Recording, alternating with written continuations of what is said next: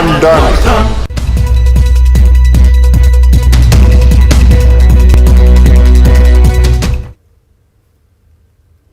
नमस्कार, खबर 1 मिनट देख रहे हैं आप और मैं आपके साथ रंजना रावत। चलिए देखते हैं देश प्रदेश की तमाम बड़ी खबरें।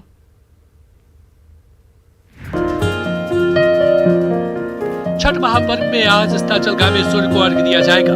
इसे लेकर सूप में रखे गए अर्घ्य में फल के साथ साथ ठेकुआ भी शामिल किया जाता है। इसे बनाने के भी नियम खास होते हैं। अर्घ्य के ठेकुआ को चूल्हे पर आम की लकड़ी से बनाया जाता है। वहीं इसमें पवित्रता का भी ख्याल रखा जाता है। छठ पर ठेकुआ का प्रसाद बनाया जाता है। ये प्रसाद खाने में भी स्वादिष्ट लगता है। साथ ही साथ ये हेल्थ के लिए भी काफी फायदेमंद होता है। ठेकुए में बहुत सारी मेवा मिलाई जाती है। इससे आपकी प्रतिरक्षा प्रणाली काफी अच्छी हो जाती है। ठेकुए में बादाम, काजू, पिस्ता और अंगूर मिलाया जाता है। ये आपको सर्दियों में गर्मी भी रखता है। ठेकुआ बनाने के दौरान महिलाएं छठ गीत गाकर छठी मैया को प्रसन्न करती हैं। घटिया चढ़लो ना जा, घटिया चढ़लो ना लेहू ना विशाल बाबू कुदारी। लोक आस्था के महापर्व छठ को लेकर सभी घाटों को अब अंतिम रूप दिया जा रहा है। जिला प्रशासन लगातार घाटों की सफाई में लगा हुआ है। इसी कड़ी में न्यूज 18 की टीम ने पटना के दीघा घाट का जायजा लिया, जहां जिला प्रशासन के द्वारा काफी इंतजाम किए गए हैं, जिससे छठ व्रतियों को किसी समस्या का सामना न करना पड़े। आज भगवान भास्कर को पहला अर्घ्य दिया जाएगा। इसे लेकर तमाम तैयारी पूरी हो चुकी है। गंगा किनारे छठ व्रतियों का आना भी शुरू हो चुका है। वहीं प्रशासन ने भी अपनी तैयारी पूरी कर ली है। पटना के दीघा घाट की तस्वीरें बता रही है कि तैयारी कैसी है। कितने सालों से गंगा किनारे आके दे रही हैं? हम 3 साल हो गया हमको। अच्छा। तो मतलब अच्छा लगता है कि गंगा किनारे आके? बहुत हमको अच्छा लगा। परिवार है, सब भाई बहन है, सब पूरा देश दुनिया में सुख शांति मिलता है। हम लोग को बहुत अच्छा मिलता है छठ माई की पूजा करके। दीघा घाट पटना के प्रमुख घाटों में से एक है, जहां व्रतियों की काफी भीड़ जुटती है।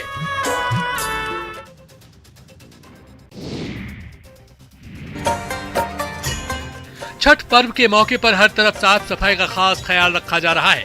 आरएसएस के स्वयंसेवक भी सड़कों पर झाड़ू लेकर उतर चुके हैं और सड़कों की सफाई कर रहे हैं। पटना के पटेल नगर में आरएसएस के लोग न सिर्फ सफाई कर रहे हैं, बल्कि लोगों को संदेश भी दे रहे हैं कि हर कोई अपने अपने मोहल्ले की साफ सफाई करे, ताकि छठ व्रतियों को कोई दिक्कत न हो। ये पर्व हमारा जो है महापर्व है और बिहार में जो ये पर्व बहुत धूमधाम से मनाया जाता है और आस्था पूर्वक मनाया जाता है। इस पर्व में हम लोग को अपने अपने गली मोहल्ला भी करना चाहिए। सबका जिम्मेवारी बनता है कि अपना अपना गली को सफाई करें। लोक आस्था का महापर्व छठ को लेकर जू समेत पटना पार्क प्रमंडल के 22 पार्क सज धज कर तैयार हो गए हैं। बुधवार को छठ व्रती यहां पहला अर्घ्य देंगी। पार्क के तालाब की साफ सफाई पूरी कर ली गई है। एलईडी ट्यूबलाइट से बहुत ही खूबसूरत ढंग से सजाया गया है। जिला प्रशासन की ओर से सुरक्षा के पुख्ता इंतजाम किए गए हैं।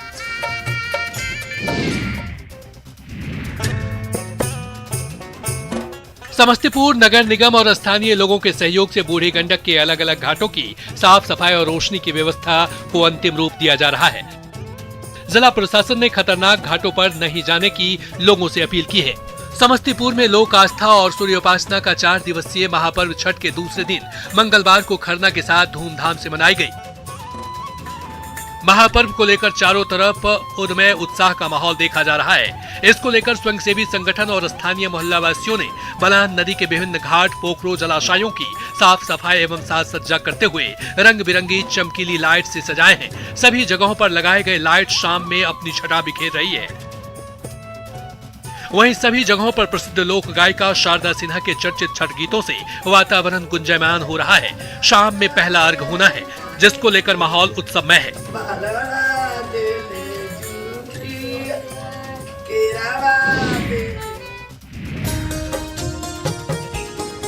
छठ की खरीदारी को लेकर बाजार में हर तरफ जाम ही जाम दिख रहा है।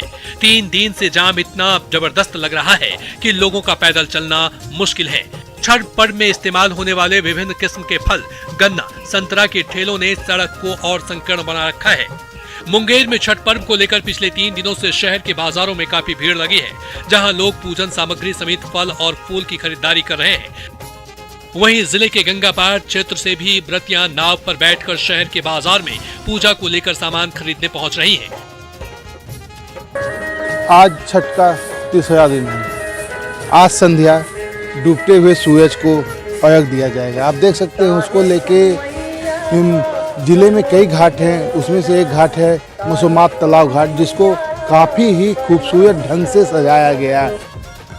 मुंगेर के शहरी क्षेत्र में 12 जगहों पर गंगा के तटीय क्षेत्र में घाट का निर्माण कराया गया है।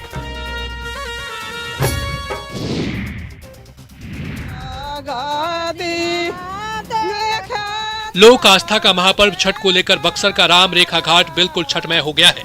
महिलाएं छठ के पारंपरिक गीत गा रही हैं। गंगा घाट ही नहीं, लोक आस्था के महापर्व छठ पूजा को लेकर गांव से लेकर शहर तक जहां छठी मैया के मन भावन गीत गूंज रहे हैं, वहीं बक्सर का जेल भी छठी मैया की भक्ति रस में सराबोर हो चुका है। छठ माता के गीत आदि शुरुए से चलल बड़ुए, तो छठ माता के गीत गावल जाला, सूरज भगवान के अर्घ देल जाला, आदित्य बाबा के अर्घ देल जाला, 3 दिन उपवास कइल जाला, जल बीचे खड़ा भइल जाला, जल देल जाला। प्रशासनिक अधिकारी तो मौजूद रहेंगे ही, तीसरी आंख भी वहां निगाहबानी करती नजर आएगी। सदर एसडीपीओ धीरेन्द्र मिश्रा ने बताया कि पर्व के दौरान पूरी तरह चाक चौबंद व्यवस्था का इंतजाम किया जा रहा है। शहर के विभिन्न घाटों पर पुलिस प्रशासन का सख्त पहरा रहेगा। साथ ही सभी प्रमुख घाटों पर सीसीटीवी कैमरों की मदद से भीड़ पर निगरानी रखी जाएगी।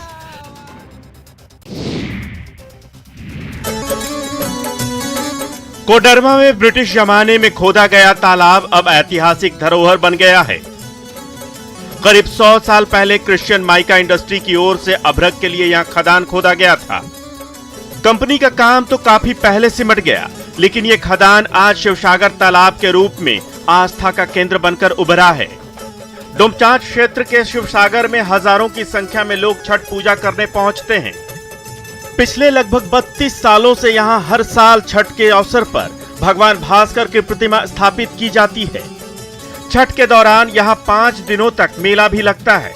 इस छठ घाट पर करीब 35,000 लोग छठ व्रत करने जुटते हैं। शिवसागर में तकरीबन सभी घरों में छठ का डाला निकलता है। मान्यता ये भी है कि शिवसागर तालाब में भगवान भास्कर को अर्घ्य अर्पित करने के बाद उनकी प्रतिमा के दर्शन से हर मनोकामना पूर्ण होती है।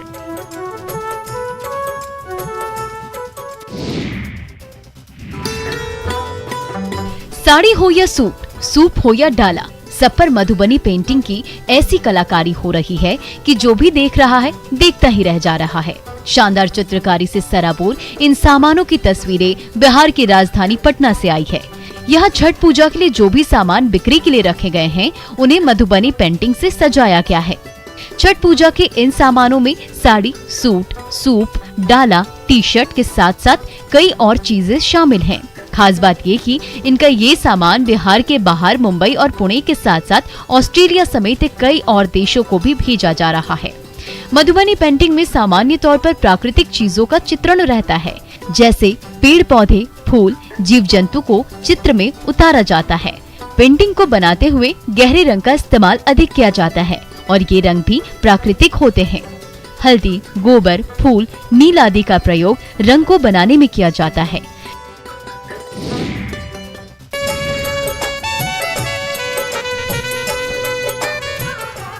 पटना के छठ घाटों पर सुबह से लेकर शाम तक छठी मैया के गीत गूंज रहे हैं और पूरा माहौल भक्तिमय हो गया है।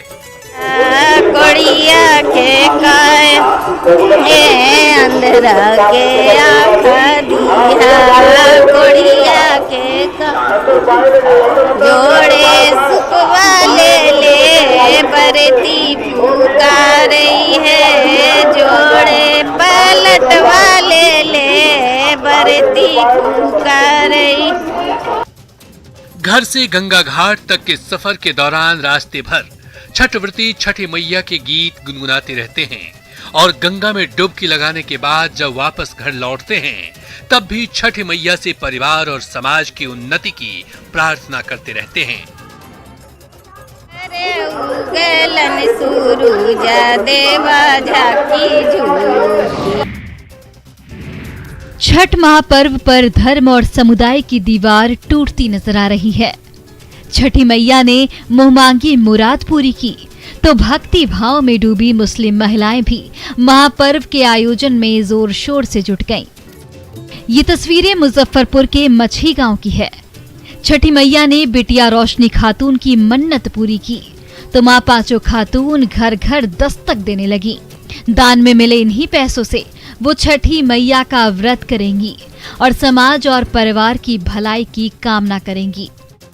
लड़की के बालक न होइत रहला न त हम दीनानाथ के रोना माई के मान दिले दीनानाथ रोना माई हमरा बेटी के गोदी भर जात त हम 10 अगना से भिक्षा मांग कर हम तोरा व्रत करा। छठी मैया की महिमा ही कुछ ऐसी है कि हर बाधाएं दूर हो जाती हैं, हर दरो दीवार दरक जाती है और गली गली में छठी मैया के गीत गूंजने लगते हैं। छठ महापर्व की महिमा ही कुछ ऐसी है कि अमीर गरीब सब एक साथ एक ही विधि से छठी मैया की आराधना में लीन हो जाते हैं और छठी मैया की कृपा भी सब पर समान रूप से बरसती रहती है। तभी तो पटना की चमक दमक और शोर शराबे से दूर स्लम बस्ती में रहने वाले ये गरीब परिवार भी उसी आस्था और विश्वास के साथ भगवान भास्कर की आराधना में डूबे हुए हैं। बांस के सूप पर पूजा के सामान सजाए जा रहे हैं और पूरा परिवार छठ महापर्व के रंग में रंगा हुआ है। एक सूप में यही एगो नारियल है, लेमो है, सेव है, एगो संतोला है, अच्छा आदि है, मुरई है। रोज कमाने और रोज खाने वाले ये परिवार कोरोना के दौर में बेहद बुरे वक्त से गुजरे। रोजी रोटी छिन गई, कई बार भूखे पेट सोना पड़ा।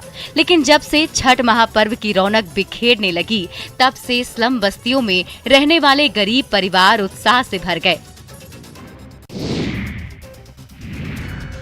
आज का लकी तब 2.5 साल का था। बीमारी ने पैरों का दम निकाल दिया था, खड़ा होना तक मुश्किल था। बड़े बुजुर्गों के कहने पर तब लकी की मां संजू देवी ने विधि विधान से छठ व्रत किया और तभी जैसे चमत्कार हुआ। रेंगने वाला लकी अचानक अपने पैरों पर खड़ा हो गया। तब से लेकर आज तक संजू देवी हर साल छठी मैया की आराधना उसी भक्ति भाव के साथ करती हैं जैसा उन्होंने पहली बार किया था। हम बैठे इधर, माँ बैठी वही घाट से आए और बोले जैसे बेटा उठो, चलो बेटा चलो। ये अपने से उठा, बिना सहारा का उठा। उधर माँ बैठी है, इधर हम बैठे। हम बोले आ बेटा उठ के आ, जैसे उठा चलने लग। बचपन से ही बीमार रहने वाला घर का चिराग लकी आज न सिर्फ अपने पैरों पर खड़ा है बल्कि अपने सारे सपने पूरे करने के लिए जी जान से कड़ी मेहनत कर रहा है। ये छठी मैया की ही कृपा है कि आज संजू देवी का पूरा परिवार खुशहाल है।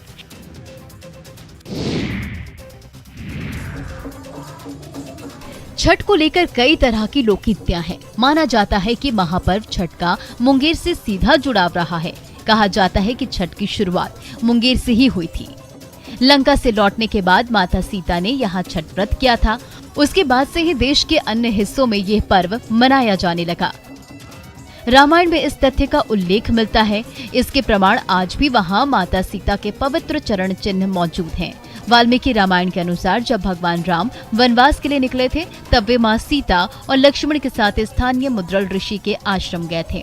उस वक्त मां सीता गंगा मां से वनवास काल सकुशल बीते जाने की प्रार्थना की थी और वनवास और लंका विजय के बाद भगवान राम मां सीता फिर से मुद्रल ऋषि के आश्रम आए थे। वहां ऋषि ने माता सीता को सूर्य उपासना की सलाह दी थी। उन्हीं के कहने पर मां सीता ने गंगा नदी में एक टीले पर छठ व्रत किया था।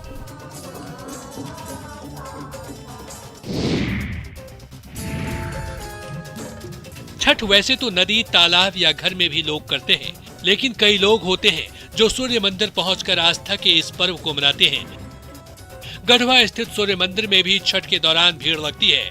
3 राज्यों की सीमा पर स्थित गढ़वा जिले में छठ को लेकर खासा उत्साह देखने को मिलता है। यहाँ झारखंड के दूसरे जिलों के साथ ही बिहार, छत्तीसगढ़, यूपी के भी लोग छठ महापर्व करने पहुँचते हैं।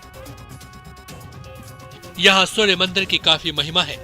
तात्कालीन नगरगढ़ की राजमाता सीता देवी की ओर से 1943 में बांकी नदी के तट पर इसका निर्माण कराया गया था। तब से लेकर अब तक यहाँ छठ की पूजा हो रही है। मान्यता है कि यहाँ सच्चे मन से की गई छठ पूजा से हर मनोकामना पूर्ण होती है। इस बार यहाँ कोविड नियमों का पालन करते हुए महापर्व का आयोजन किया जा रहा है। बीते साल कोविड की वजह से झारखंड में कई पाबंदियां थी, लेकिन इस बार ढील मिलने के बाद एक बार फिर से लोगों की भीड़ जुट रही है।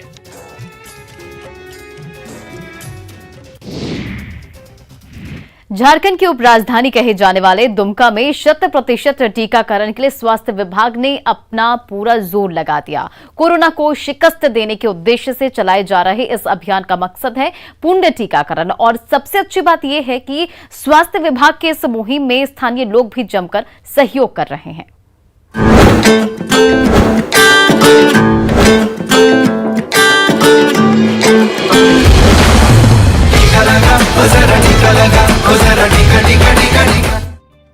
कोरोना के खिलाफ जंग अब निर्णायक मोड़ तक पहुंच चुका है। देश के कोने कोने में टीकाकरण अभियान जोर शोर से चलाया जा रहा है। हालांकि देश के कुछ जिलों में वैक्सीनेशन की रफ्तार थोड़ी सुस्त पड़ रही थी, लेकिन प्रधानमंत्री मोदी के आह्वान के बाद अब वहां भी टीकाकरण की रफ्तार जोर पकड़ चुकी है। झारखंड की उपराजधानी कहे जाने वाले दुमका को ही देख लीजिए। यहाँ 7 नवंबर से 9 नवंबर तक स्वास्थ्य विभाग की टीम ने जिला प्रशासन के सहयोग से विशेष अभियान चलाया, जिसके तहत स्वास्थ्य विभाग की टीम दुमका में घर घर जाकर लोगों से मिली और उन्हें घर पर ही टीका दिया। कोरोना का टीका लिए हैं, ठीक है। हम घर के पास आए हैं तो दीदी जी के पास, हम घर के पास आइए हैं, हमारा कोई घर में खोज के उन्हें आ रहे हैं। हर घर जा जाके कोविड टीकाकरण कर रहे हैं और सबसे पूछ रहे हैं कि मतलब फर्स्ट डोज लिए हैं तो कहाँ पे लिए हैं। हाँ लिए या तो जितना, अगर सेकेंड डोज भी बचे हुए हैं तो उनको भी सेकेंड डोज भी दे रहे हैं, फर्स्ट डोज भी दे रहे हैं, डोर टू डोर जाके। अभी चंद दिनों पहले ही प्रधानमंत्री नरेंद्र मोदी ने देश के उन सभी जिला अधिकारियों के साथ बैठक की थी जहां टीकाकरण की रफ्तार सुस्त पड़ रही थी। दुमका भी उनमें से एक ऐसा ही जिला था जहां जिले में फर्स्ट डोज का प्रतिशत 67.34 पर थम गया था, तो वहीं दूसरी डोज का प्रतिशत महज 26% पर अटका पड़ा था।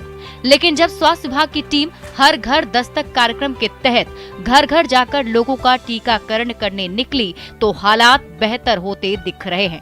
यहाँ पर एक जगह कहीं जमा करके हम लोग टीम को नहीं रख रहे हैं, वो प्रत्येक घर जाके वो पूछते हैं कि आपके यहाँ कितने लोग का टीकाकरण होगा, कितने लोग बाकी हैं, जो बाकी है कृपया टीका ले लें, और फिर वहीं पर हमारा VLE रहते हैं, उसको ऑनलाइन हम लोग कर लेते हैं।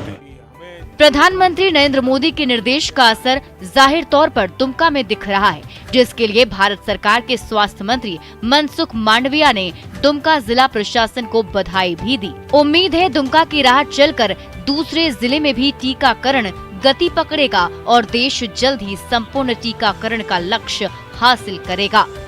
Bureau report, news 18 network.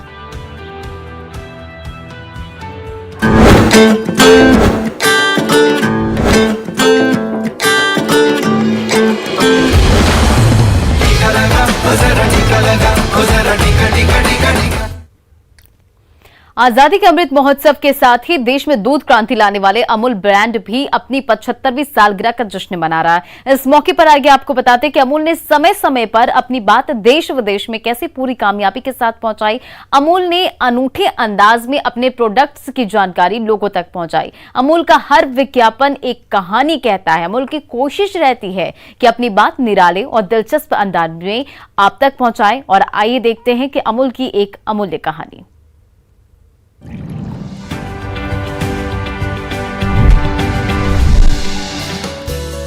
Amul ने हर उस पड़ाव पर अपनी पुख्ता मौजूदगी दर्ज कराई जहां भारत ने कोई इतिहास रचा।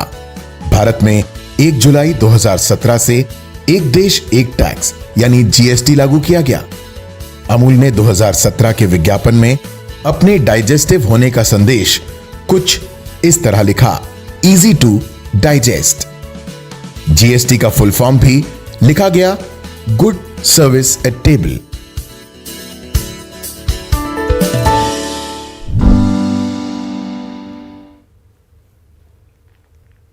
और फिलहाल इस बुलेटिन में इतना ही। बने रहिए आप न्यूज़ 18 बिहार झारखंड के साथ।